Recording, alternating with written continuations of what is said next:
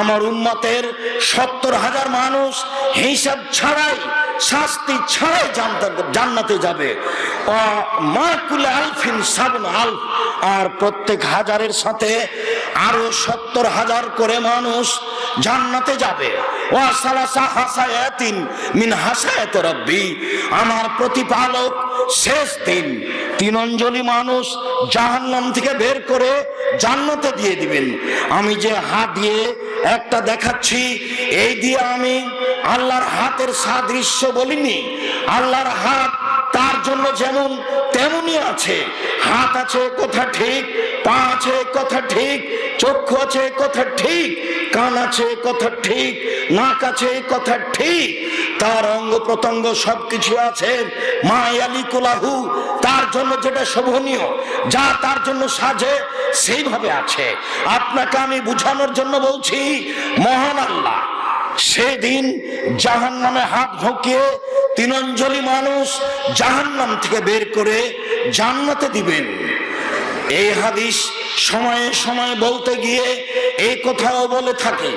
একদা ডক্টর শহীদুল্লাহ রাহিমাহুল্লাহ মাওলানা আব্দুল্লাহ আল কাফি আল কুরাইশি রাহিমাহুল্লাহকে বলেছিলেন, জনাব, আল্লাহর হাত তো জাহান্নামের চেয়ে বড়। আল্লাহ যখন অঞ্জলিতে করে মানুষকে জাহান্নাম থেকে বের করে জান্নাতে দিবেন, তখন জাহান্নামে যত মানুষ আছে সবই তো চলে আসতে পারে, কেননা আল্লাহর হাত তো জাহান্নামের চেয়ে বড়। মাওলানা আব্দুল্লাহ আল কাফি আল কুরাইশি বলেছিলেন, হ্যাঁ জনাব, আপনি ঠিক বলেছেন, আল্লাহর হাত জাহান্নামের চেয়ে বড়, এ কথাই ঠিক। তবে আপনি মনে রাখবেন, অন্তরে ঈমান থাকবে না যার, অঞ্জলিতে আসার সুযোগ হবে না তার। অন্তরে ঈমান থাকবে না যার, অঞ্জলিতে আসার সুযোগ হবে না তার।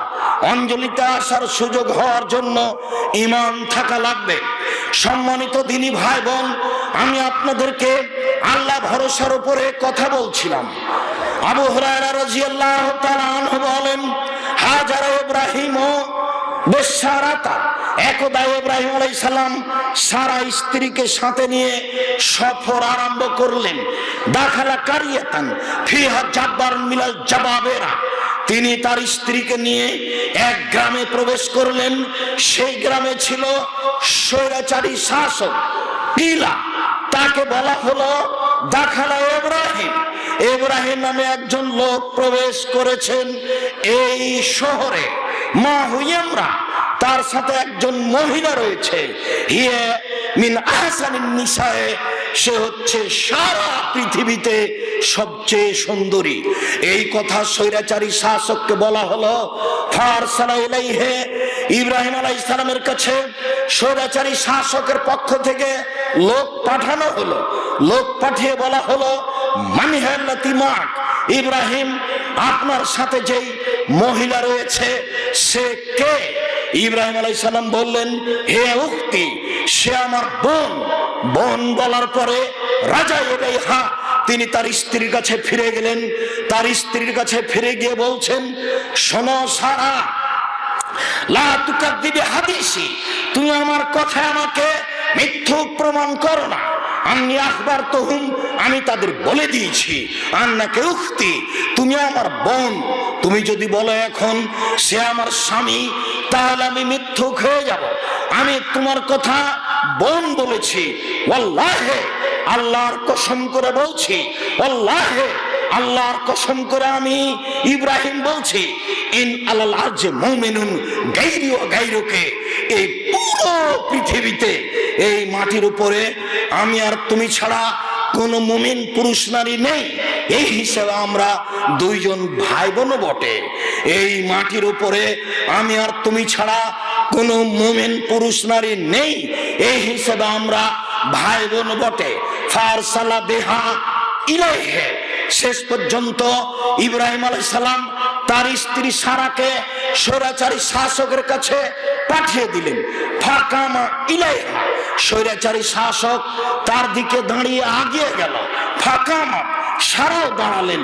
ও তাওয়াদ্দা, সারা ওযু করলেন। ও সালারা কাতান, সারা 2 রাকাত সালাত আদায় করলেন।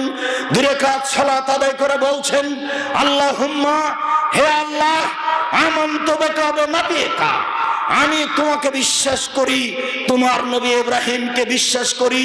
ওয়া হাসানতু ফারজি ইল্লা যাওজি, আমার লজ্জাস্থানকে আমার জিন্দেগিতে, আমার জীবনে কখনো আমার স্বামী ছাড়া কাউকে ব্যবহার করতে দিইনি। এই কথা তিনটা যদি ঠিক হয়ে থাকে, এক, আমি তোমাকে বিশ্বাস করি, দুই, আমি তোমার নবী ইব্রাহিমকে নবী বলে বিশ্বাস করি। আমি বলি না ইব্রাহিম আমার স্বামী, আমি বলছি আমার লজ্জাস্থানকে আমার স্বামী ছাড়া কাউকে ব্যবহার করতে দিনি। এই কথা তিনটে যদি ঠিক হয়ে থাকে, এটা যদি সত্য সত্য আমি বলে থাকি, ফালা তুসাল্লি তালাল কাফেরা, তাহলে নির্জন ঘরে তুমি আমার উপরে এই কাফেরকে জয় করো না। এই কথা বলা শেষই হয়নি, ফাগুত্তা সেই স্বৈরাচারী শাসক অজ্ঞান হয়ে মাটিতে পড়ে গেল। ওরা কাজা বিজলে হিলারজা, সে পা দিয়ে মাটির উপরে আঘাত করতে লাগলো। দৃশ্য দেখে সারা ভাবলেন, এ যদি মারা যায় তাহলে আমরা স্বামী স্ত্রী মানুষ হত্যা করেছি বলে আটকা পড়ে যাব। তিনি বললেন, আল্লাহ তুমি একে রক্ষা করো। সে বলল, সারা তুমি আল্লাহর কাছে প্রার্থনা করো, আমি যদি বিপদ থেকে বেঁচে যাই তোমার সাথে অন্যায় করব না। সারা দোয়া করলেন, ভালো হয়ে গেল। আবার সে ভালো হয়ে অন্যায় করার চেষ্টা করলো, আবার সারা দোয়া করলেন, সে ভালো হয়ে গেল। আবার ভালো হওয়ার পরে অন্যায় করার চেষ্টা করলো, আবার দোয়া করলেন। তৃতীয়বার যখন ভালো হয়ে গেল, স্বৈরাচারী শাসক বলল, এই তোমরা কে রয়েছ? মারসাল তুমি শয়তান, তোমরা আমার কাছে একমাত্র শয়তান পাঠিয়েছ, এ তো সারা মানুষ নয়, এ তো শয়তান। এই কথা বলে সে ধিক্কার দিল। মনে রাখবেন, কেউ যদি আপনার কারো যদি আপনি উপকার করে থাকেন, সে আপনার ক্ষতি করবে, এ কথাই স্বাভাবিক। আমি আব্দুর রাজ্জাক বিন ইউসুফ তাহারে ভোগ করে থাকি, তিনবার দোয়া প্রার্থনা করে সারা তাকে রক্ষা করলেন। আল্লাহর এই দোয়া প্রার্থনা করার পর আল্লাহর দয়ার মাধ্যমে, রহমতের মাধ্যমে তাকে রক্ষা করা হলো। এরপরেও স্বৈরাচারী শাসক তাকে বলছে, তোমরা একে শয়তান পাঠিয়েছ। সাথে সাথে আমি আপনাকে বলতে চাচ্ছি, সম্মানিত দিনী ভাই বোন, নির্জনে আল্লাহর উপরে ভরসা করে কিভাবে সারা নিজেকে বাঁচিয়ে নিলেন, আল্লাহর উপরে দৃঢ় বিশ্বাস রেখে। উপস্থিত বৈঠকের দিনী মুসলিম বোন, আপনাদেরকে আমি বলতে চাচ্ছি, আপনারা যদি নিজেকে নিখুঁত রাখতে পারেন, এরকম বিপদে যদি কিছু আল্লাহকে বলতে চান, তাহলে আল্লাহ আপনাকে রক্ষা করবেন, এটাই স্বাভাবিক। আপনাকে আমি দেখাচ্ছিলাম আল্লাহ ভরসা। আপনার জানা আছে ইব্রাহিম আলাইহিস সালাম তার স্ত্রী হাজারকে নিয়ে চললেন, নিয়ে গিয়ে সেই মরুভূমিতে কাবা ঘরের পাশে রেখে দিলেন। ফাওয়াজাহুমা ইনদা দাওহাতা ফাওকা জামজামা আলাল মসজিদে। ইব্রাহিম আলাইহিস সালাম তার স্ত্রীকে এবং দুধের বাচ্চাকে কাবা ঘরের পাশে জমজম কূপের উপরে রেখে উল্টা ফিরে যাচ্ছেন। পিছনে পিছনে স্ত্রী হাঁটতে লাগলেন আর বলতে লাগলেন, ইব্রাহিম আয়না তাজহাব, ইব্রাহিম কোথায় যাচ্ছেন? আয়না তাজহাব ইব্রাহিম, ইব্রাহিম কোথায় যাচ্ছেন? অতাত্রকুনা ফি হাযাল ওয়াদি, আপনি আমাদেরকে এখানে ছেড়ে যাচ্ছেন। লাইসা ফি ইনশাল্লাহ শাহ, এখানে মানুষ তো নেই, এখানে কোনো পশু প্রাণী জীবজন্তু ঘাস পাতা কিছুই নেই। আপনি এরকম একটা মরুভূমিতে ছেড়ে যাচ্ছেন, কিছু বলছেন না। তিনি বারবার এই কথা বলেন, কিন্তু ইব্রাহিম স্বামী স্ত্রীর দিকে লক্ষ্য করেন না। নিরুপায় হয়ে স্ত্রী বলছেন, আমার আকাল্লাহ বেহাজা, আল্লাহ কি আপনাকে এইভাবেই চলে যেতে বলেছেন? তিনি ওই দিকে মুখ করে বলছেন, না, হ্যাঁ আল্লাহ আমাকে এইভাবেই চলে যেতে বলেছেন। তখন স্ত্রী বলছেন, ফালাইউজাইনাল্লাহু তাআলা, ঠিক আছে, আল্লাহ তাহলে আমাকে রক্ষা করবেন না। আমি আপনাকে কি দিয়ে বুঝাই? আল্লাহ ভরসা। যেখানে মানুষ নাই, যেখানে জীবজন্তু নেই, যেখানে ঘাস পাতা নেই, যেখানে কোনো কিছু নেই, সেখানে একজন মহিলা মানুষ বলছেন, ঠিক আছে আপনি যান, আল্লাহ আমাকে রক্ষা করবেন, আল্লাহ আমাকে ধ্বংস করবেন না। ইব্রাহিম আলাইহিস সালাম জানতেন যে এখানে কোনো কিছুই নেই, থাকার ব্যবস্থা নেই, খাওয়ার ব্যবস্থা নাই, কিভাবে থাকবেন এটা তার জানা ছিল না। তাই তিনি আল্লাহর উপরে ভরসা করে চলে যাচ্ছেন। একটু আগিয়ে গিয়ে পাহাড়ের ওখানে গিয়ে কাবা ঘরের দিকে মুখ করে হাত তুলে প্রার্থনা করছেন, আল্লাহুম্মা ইন্নী আসকানতু মিন যুরিয়াতি বিওয়াদিন গায়রি যি যারিন ইনদা বাইতিকাল মুহাররম। হে আল্লাহ, আমি আমার পরিবারের কিছু অংশকে তোমার কাবা ঘরের পাশে রেখে দিলাম, যেখানে মানুষ জন্তু নেই, ঘাস পাতাও নেই। কিভাবে থাকবে আমি জানি না, কি খেয়ে থাকবে আমি জানি না। তুমি বলেছ তোমার আদেশ পালন করো, তো তোমার উপরে ভরসা রেখে আমার পরিবার রেখে চলে গেলাম। এই হচ্ছে আল্লাহ ভরসা দেখাচ্ছিলাম। সম্মানিত দিনী ভাই বোন, আবু হুরায়রা রাদিয়াল্লাহু তাআলা আনহু বলেন, হাজার হাজার বছর আগেকার কথা, একটা লোকের কাছে 1000 টাকা কর্জ চেয়েছিল। কর্জদাতা বলেছিল, ঠিক আছে আমি 1000 টাকা কর্জ দিব, তবে তুমি একজন জিম্মেদার নিয়ে আসো, তুমি যদি না দিতে পারো তাহলে সে দিবে, এই জিম্মেদার নিয়ে আসো। লোকটি বলল, আল্লাহ জিম্মেদার। তখন দাতা বলল, ঠিক আছে তুমি সাক্ষী নিয়ে আসো। তখন লোকটি বলল, আল্লাহ সাক্ষী। তখন দাতা বললেন, সাদাক্তা, তুমি ঠিক বলেছ, এ নাও 1000 টাকা। তিনি 1000 টাকা নিয়ে চলে গেলেন সাগর পানে। কাজ যখন শেষ হয়ে গেল, নির্ধারিত সময়ে টাকা দিবেন বলে আসলেন সাগরের পাড়ে, দেখলেন কোনো যানবাহন নেই। তিনি চিন্তা করলেন, আমি তো নির্ধারিত সময়ে উপস্থিত হতে পারবো না। ফাখাযাল খাসাবা, তিনি একটা কাঠ নিলেন। ফানাকারাহা, কাঠটা নিয়ে তিনি একটু কাঠটা খনন করলেন।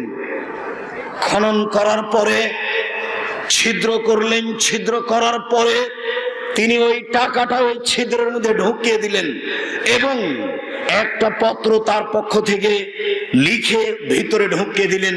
ফাজাজ্জাজা, তিনি তারপরে উপরে মোম লাগিয়ে দিলেন। মোম লাগিয়ে দেওয়ার পরে সাগর পাড়ে এসে বলছে, আল্লাহ, আমি ওই লোকটার কাছে যখন কর্জ চাই তখন বলেছিল একজন জিম্মেদার লাগবে। আমি বলেছিলাম আল্লাহ জিম্মেদার। ওই সময় লোকটি বলেছিল একজন সাক্ষী লাগবে। আমি বলেছিলাম আল্লাহ সাক্ষী। সে দুটের উপরে রাজি হয়ে গেছিল। আজকে আমি বহু চেষ্টা করে নির্ধারিত সময়ে তার কাছে পৌঁছিতে পারছি না। এই কথা বলে ফাস্তাও দেখাহা, আমি এই টাকা এই পত্র তোমার কাছে রেখে দিলাম। ফারামা ফিল বাহারে, এই কথা বলে তিনি ওই কাঠটাকে সাগরে ছড়ে মারলেন। এবার তিনি চলে গেলেন। ওই লোক দাতা নির্ধারিত সময়ে ঘাটে আসলো, নদীর ঘাটে এসে দেখলো কই সেই লোক তো আসেনি। আমার সাথে যে ওয়াদা করেছিল আজকের দিনে টাকা দেওয়ার, তবে ফিরে যাওয়ার সময় দেখে পানিতে একটা কাঠ ভাসে। কাঠটা সে নিয়ে নিল বাড়ির খড়ি করার জন্য কাঠটা নিয়ে এসে কাঠটা খনন করে কাঠটা ফেড়ে দেখে, জ্বালানোর জন্য ফেড়ে দেখে তাতে টাকা রয়েছে, পত্র রয়েছে। তিনি এক পর্যায়ে ফিরে এসে আবার টাকা দিতে আসলেন। দাতা বলল, আপনি তো টাকা আমাকে এইভাবে দিয়েছেন, আমি আপনার টাকা পেয়ে গেছি নির্ধারিত সময়। হাদিস বুখারী মুসলিম। সম্মানিত দিনী ভাই বোন, আর আপনি যে ওখানে দাঁড়িয়ে এখন বই কিনছেন, আপনারও তো একটা লজ্জাবোধ থাকা দরকার। বাজার কি দোকানের ওই বইওয়ালার দোকান উঠে চলে যাচ্ছে ওখান থেকে? আপনি কোন শরমে ওখানে দাঁড়িয়ে আছেন? আপনারও তো একটা বিবেচনা থাকা দরকার। আপনার পাশে যারা আছে তাদেরকে একটু উঠিয়ে দেন, আমাদের এখনো ঘুমানোর সময় হয়নি। সম্মানিত দিনী ভাই বোন, আপনারা যে যেখানে আছেন আপনাদের চলাচল বন্ধ করে, কথাবার্তা বন্ধ করে গুরুত্বপূর্ণ আলোচনা শোনার জন্য আমরা অনুরোধ জানাচ্ছি। আমাদের জীবনে একটি গুরুত্বপূর্ণ কাজ, প্রত্যেকটা কাজ আমাদেরকে আল্লাহর উপরে ভরসা করেই করতে হবে। যার কারণেই মানুষ যখন বাড়ি থেকে বের হয় তখন রাসূল সাল্লাল্লাহু আলাইহি সাল্লাম এই দোয়া শিখিয়ে দিয়েছেন যে বাড়ি থেকে বের হওয়ার সময় তোমরা বলো, বিসমিল্লাহি তাওয়াক্কালতু আলাল্লাহ লা হাওলা ওয়ালা কুওয়াতা ইল্লা বিল্লাহ। আমার এই চলার যাত্রা আল্লাহর নামেই শুরু হচ্ছে। আমি আল্লাহর উপরেই ভরসা করি। তার শক্তিতে আমার চলাফেরা করা রয়েছে। তার শক্তি ছাড়া আমি চলাচল ও নড়াচড়া করতে পারি না। এই দোয়া পড়েই মানুষ বাড়ি থেকে বের হয়। এ ব্যাপারে আল্লাহ তাআলা বলেন, ওয়া ইয়াতাওয়াক্কাল আলাল্লাহ ফাহুয়া হাসবুহু, যে ব্যক্তি আল্লাহ তাআলার উপরে ভরসা করে তার কাজকর্মের জন্য আল্লাহ তাআলাই যথেষ্ট হন। আল্লাহ তাআলা অন্যত্র বলেন, ফায়দা আযামতা ফাতাওয়াক্কাল আলাল্লাহ, তুমি যখন কোনো কাজের সিদ্ধান্ত নিবে তখন তুমি আল্লাহর উপরে ভরসা করো। ইন্নাল্লাহা ইউহিব্বুল মুতাওয়াক্কিলিন, নিশ্চয় আল্লাহ তাআলা যে ব্যক্তি আল্লাহর উপরে ভরসা করে তাকে ভালোবাসেন। আল্লাহ তাআলা বলেন, শুআয়ব আলাইহিস সালামের ভাষা উল্লেখ করে শুআয়ব আলাইহিস সালাম বলেন, আলাইহি তাওয়াক্কালতু ওয়া ইলাইহি উনীব ওয়া মা তাওফীকি ইল্লা বিল্লাহ, আমার কোনো শক্তি ক্ষমতা নেই, একমাত্র আল্লাহ তাআলার শক্তি একমাত্র আল্লাহ তাআলার ক্ষমতা।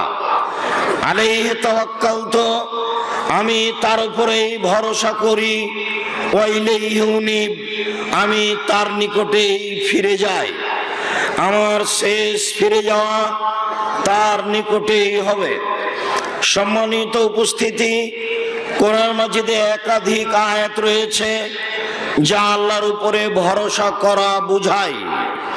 আমরা এই মর্মে কিছু নবীগণের ভরসা, কিভাবে তারা আল্লাহর উপরে ভরসা করেছেন তা কিছু পেশ করে দেখাতে চাচ্ছি। আমাদের নবী মুহাম্মদ সাল্লাল্লাহু আলাইহি সাল্লাম আবু বকর সিদ্দিক রাদিয়াল্লাহু তাআলা আনহুকে বলেন, লা তাহজান ইন্নাল্লাহা মানা। আবু বকর সিদ্দিক, আপনি চিন্তা করবেন না, চিন্তার কিছু নয়, নিশ্চয় আল্লাহ তাআলা আমাদের সাথে রয়েছেন। যখন রাসূল সাল্লাল্লাহু আলাইহি সাল্লাম আবু বকর সিদ্দিককে সাথে নিয়ে বাড়ি ছেড়ে চলে যাচ্ছেন, গাড়ে সরে আশ্রয় নিয়েছেন, তখন যারা খোঁজাখুঁজি করছিল মুশরিকেরা, তারাও সেখানে পৌঁছে যায়। আবু বকর সিদ্দিক রাদিয়াল্লাহু তাআলা আনহু, নবী করিম সাল্লাল্লাহু আলাইহি সাল্লাম, তারা এক গর্তে ঢুকে আছেন, যে গর্তের নাম গারে সওর। আবু বকর সিদ্দিক রাদিয়াল্লাহু তাআলা আনহু বলেন, কুলতু লিন নবী সাল্লাল্লাহু আলাইহি সাল্লাম, আমি আল্লাহর নবীকে বললাম, লাউ আন্না আহাদাহুম নাজারা তাহাতা কাদামাইহি, তাদের কেউ যদি পায়ের দিকে লক্ষ্য করে, লাভ সারানা, তাহলে আমাদেরকে সহজেই দেখতে পাবে। আবু বকর সিদ্দিক রাদিয়াল্লাহু তাআলা আনহু আমাদের নবী করিম সাল্লাল্লাহু আলাইহি সাল্লামকে বলেন, আল্লাহর নবী, আমরা যে অবস্থায় রয়েছি, কোন মুশরিক যদি তার পায়ের দিকে লক্ষ্য করে তাহলে সে আমাদের দেখতে পাবে। তিনি বললেন, মা জান্নুকা ইয়া আবু বকর, আবু বকর, তোমার কি ধারণা, তুমি কি মনে করো আমরা দুইজন? আবু বকর, তোমার কি ধারণা, তুমি কি মনে করো আমরা দুইজন? আল্লাহু সালিসুহুমা, আমাদের দুইজনের তৃতীয় জন হচ্ছেন আল্লাহ। চিন্তার কিছু নেই,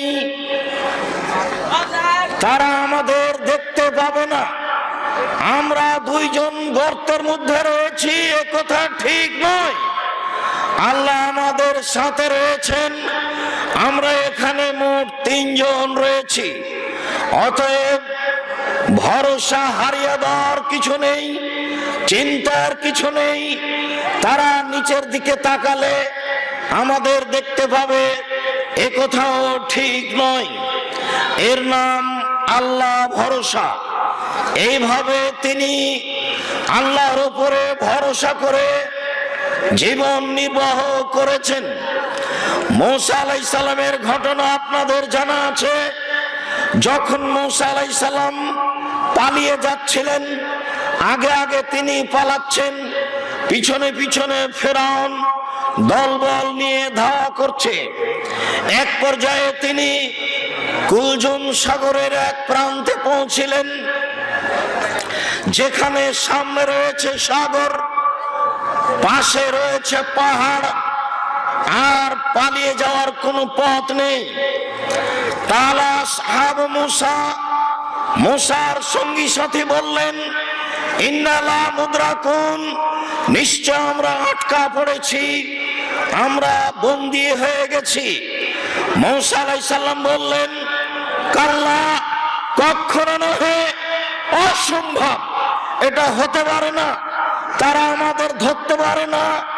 ইন্না মাইয়া রাব্বি, নিশ্চয় আমার সাথে আমার প্রতিপালক রয়েছেন, সায়াহদিনী, তিনি আমাকে পথ দেখাবেন। বাহ্যিকভাবে বাঁচার কোনো পথ নেই। ডানে ফেরাউন, বামে ফেরাউন, পিছনে ফেরাউন, সামনে কুলজুম সাগর, পালিয়ে যাওয়ার কোনো পথ নেই।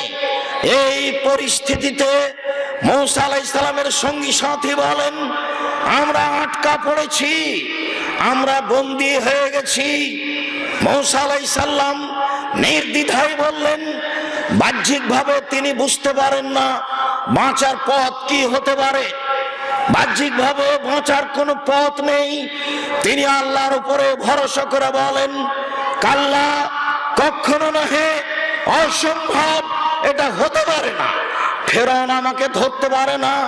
ইন্না মাইয়া রাব্বি, নিশ্চয় আমার সাথে আমার প্রতিপালক রয়েছেন, সায়াহদিনী, তিনি আমাকে পথ দেখাবেন। আল্লাহ তাআলা মূসাকে বললেন, আনিজরিব্যাসাকাল বাহারা, আপনি আপনার লাঠি দিয়ে সাগরে মারুন। তিনি হাতের লাঠি দিয়ে সাগরের উপরে মারলেন, সাগর দুই ভাগে বিভক্ত হয়ে গেল, মধ্য দিয়ে রাস্তা হয়ে গেল। তিনি সঙ্গী সাথী নিয়ে সাগর পার হয়ে চলে গেলেন। ফেরাউন বুদ্ধি হারিয়ে দিয়েছিল রাগের কারণে। সে মনে করেছিল যে কোনো মূল্যে আজকে ফেরাউন, যে কোনো মূল্যে আজকে মূসাকে ধরতেই হবে।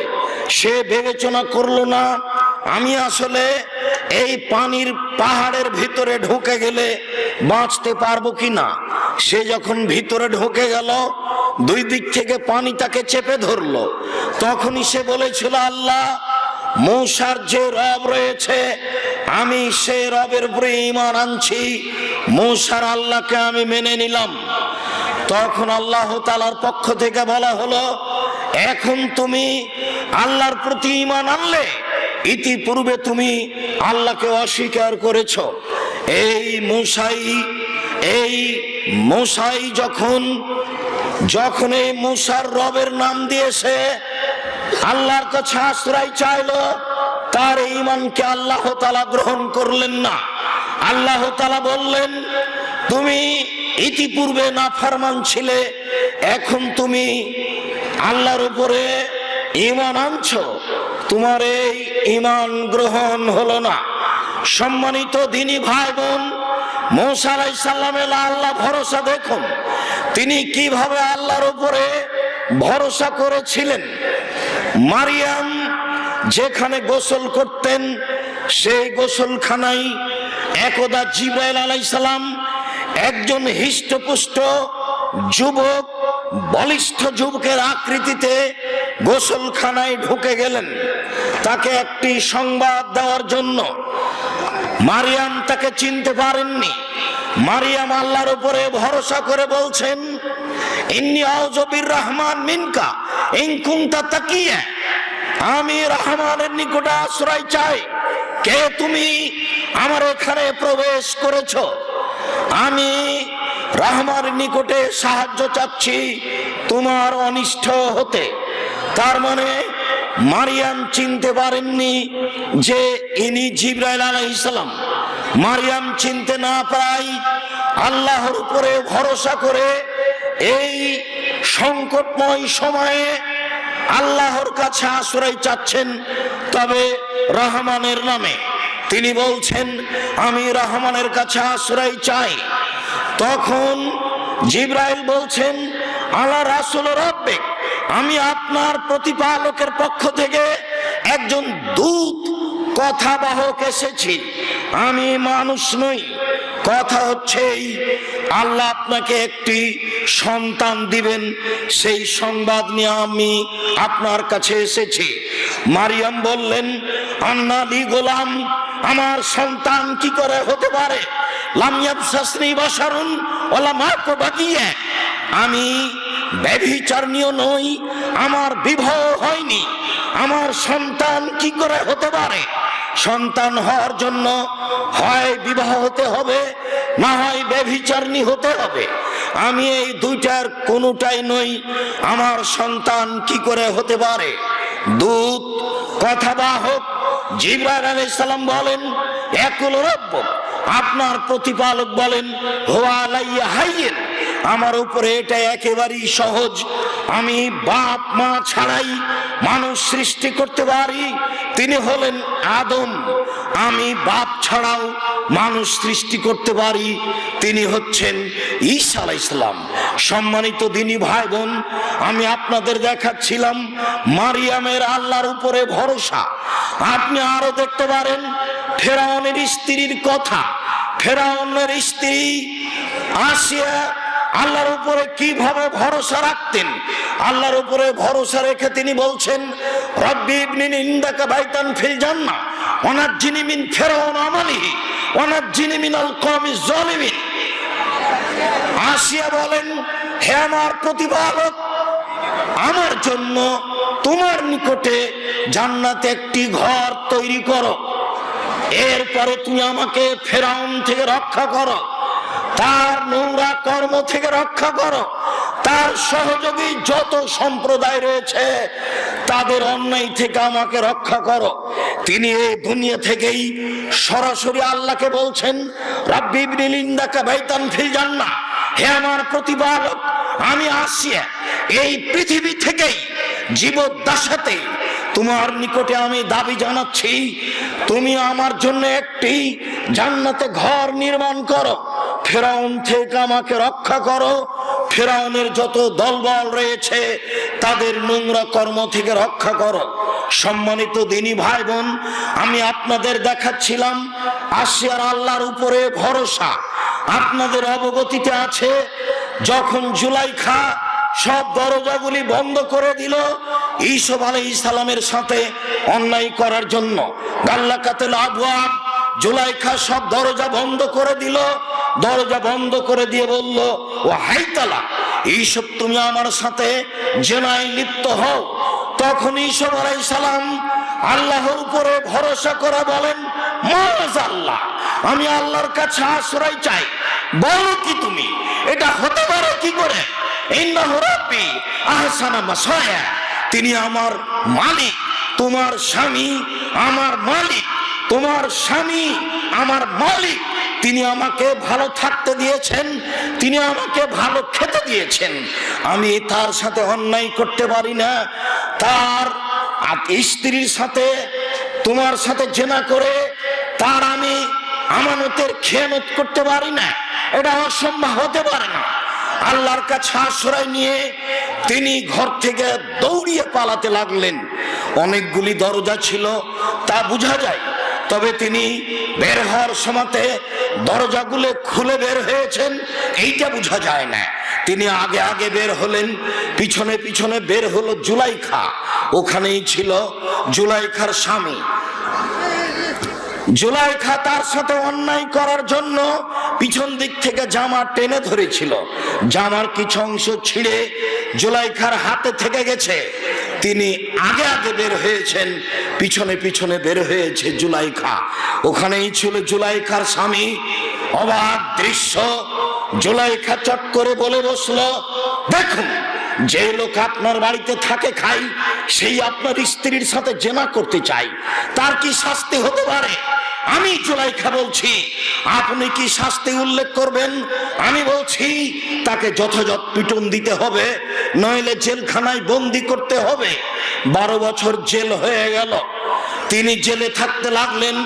কোনো একদিন সরকারের পক্ষ থেকে জেল থেকে তাকে বের করার জন্য লোক চলে আসলো, চিৎকার দিয়ে ঈসব বললেন, অসম্ভব, আমি জেল থেকে বের হব না অতদিন পর্যন্ত, যতদিন পর্যন্ত জুলাইখা জাতির সামনে ঘোষণা না দিবে আমি অন্যায় করেছি। ঈসব অন্যায় করেনি, আমি জুলাইখা তাকে ফুসলিয়েছি জেনা করার জন্য, আমি জুলাইখা তার সাথে অন্যায় করতে চেয়েছি, ঈসব অন্যায় করেনি। ঈসব এই পাপ থেকে মুক্ত, এই ঘোষণা যতক্ষণ পর্যন্ত জুলাইখা জাতির সামনে না দিবে আমি ঈসব জেল থেকে বের হব না। আমাদের নবী মুহাম্মদ সাল্লাল্লাহু আলাইহি ওয়াসাল্লাম বলেছেন, ঈসবের ধৈর্য আমার চেয়ে অনেক বেশি। আমি দীর্ঘদিন জেলখানায় থাকলে আমি তাড়াহুড়া করে জেল থেকে বের হতে চাইতাম, কিন্তু ঈসব তা চাননি। ঈসব চেয়েছেন আগে জাতির সামনে তাকে প্রকাশ করতে হবে আমি অন্যায় করেছি, ঈসব অন্যায় করেনি। সম্মানিত এই সালাফি কনফারেন্সের দিনী ভাই বোন, আমি আপনাদেরকে এই মুহূর্তে বলতে চাচ্ছি, দেখুন আপনারা জুলাইখার ষড়যন্ত্র, সাথে সাথে আপনারা দেখুন ঈসব আলাইহিস সালামের আল্লাহ ভরসা। ইবনে আব্বাস রাদিয়াল্লাহু তাআলা আনহু বলেন, হাসবুনাল্লাহু ওয়া নি'মাল ওয়াকিল কালা ইব্রাহিম হিনা উলকিয়া ফিন নারে। যখন ইব্রাহিম আলাইহিস সালামকে আগুনে নিক্ষেপ করা হয়েছিল তখন ইব্রাহিম আলাইহিস সালাম বলেছিলেন, হাসবুনাল্লাহু ওয়া নি'মাল ওয়াকিল। যে কোনো সমস্যা, যে কোনো বিপদ যখন এসে পড়বে তখন আল্লাহর উপরে ভরসা করে এই কথাটা বলবেন, হাসবুনাল্লাহু ওয়া নি'মাল ওয়াকিল। আল্লাহ আমার জন্য যথেষ্ট, আল্লাহ আমাদের জন্য যথেষ্ট। তিনি হচ্ছেন উত্তম কর্ম বিধায়ক, তিনি কর্ম করে থাকেন। আমার বেঁচে থাকা, আমার মরে যাওয়া, আমার বিপদের মুখে পড়া না পড়া একমাত্র তারই হাতে রয়েছে। যখন ইব্রাহিম আলাইহিস সালামকে আগুনে নিক্ষেপ করা হয়েছিল তখন তিনি আল্লাহর উপরে ভরসা করে এই বাক্য বলেছিলেন। উমর ইবনুল খাত্তাব রাদিয়াল্লাহু তাআলা আনহু বলেন, রাসূল সাল্লাল্লাহু আলাইহি ওয়াসাল্লাম বলেছেন, লাউ আন্নাকুম তাতাওয়াক্কালুনা হাক্কা তাওয়াক্কুলিহি। পৃথিবীর মানুষ, তোমরা যদি সত্য সত্যই আল্লাহর উপরে ভরসা করে থাকো, লা রুজিকতুম, তাহলে তোমাদেরকে রুজি দেওয়া হবে। কামা ইউরজাকুত তায়র, যেমন ভাবে পাখিকে রুজি দেওয়া হয়, তাগদু খেমাসান ও তারুহু বেতানা। পাখি যখন সকালে বের হয় তখন খালি পেটে বের হয়, যখন ফিরে আসে তখন ভরা পেটে ফিরে আসে। কোনো পাখির জানা নাই কোথায় খাদ্য রয়েছে। কোনো পাখি গতকাল সন্ধ্যার সময় খাদ্য জমা করে রেখে আসেনি, যেই খাদ্য আজকে খাবে, খালি পেটে সকালে ক্ষুধার্ত অবস্থায় বের হয়েছে, বিকালে ফিরে আসে পেট পূর্ণ অবস্থায়। পৃথিবীর মানুষ, তোমরা যদি আল্লাহর উপরে এইভাবে ভরসা করো তাহলে তোমাদের রুজি দেওয়া হবে যেইভাবে পাখিকে রুজি দেওয়া হয়। এই কথা মুহাম্মদ সাল্লাল্লাহু আলাইহি সাল্লাম বলেন। আবু হুরায়রা রাদিয়াল্লাহু তাআলা আনহু বলেন, রাসূল সাল্লাল্লাহু আলাইহি ওয়াসাল্লাম বলেছেন, পৃথিবীর মানুষ শুনে রাখো, ইয়াদখুলু মিন উম্মতি ৭০,০০০ বেগাইরে হিসাব ওয়াল আদাব। আমার উম্মতের ৭০,০০০ মানুষ হিসাব ছাড়াই জান্নাতে চলে যাবে। আমার উম্মতের ৭০,০০০ মানুষ হিসাব ছাড়াই জান্নাতে চলে যাবে।